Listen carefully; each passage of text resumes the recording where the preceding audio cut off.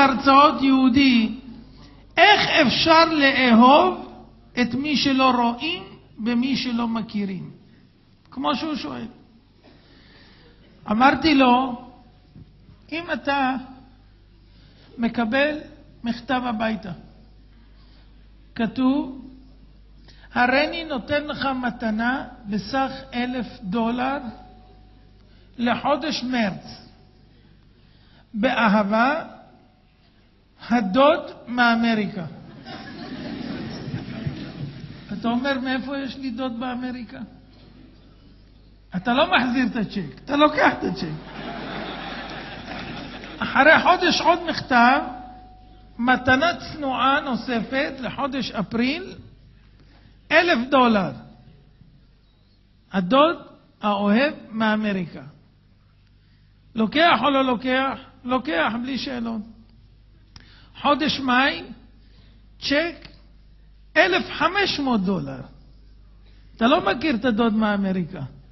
לוקח את הצ'ק.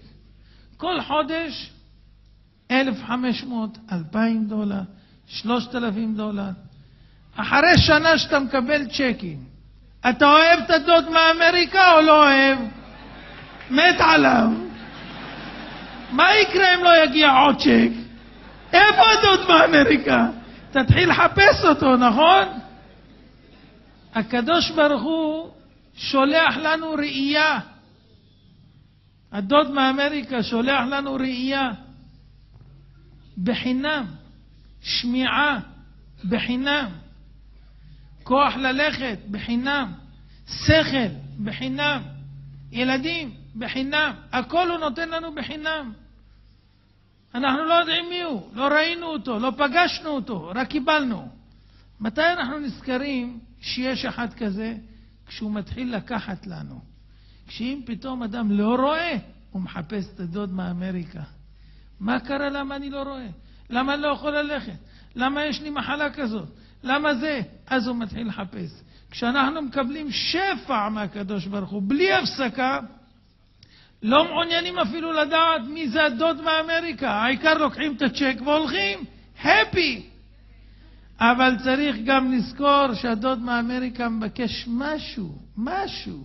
לא בשבילו, לא בתמורה, אלא גם זה בשבילך.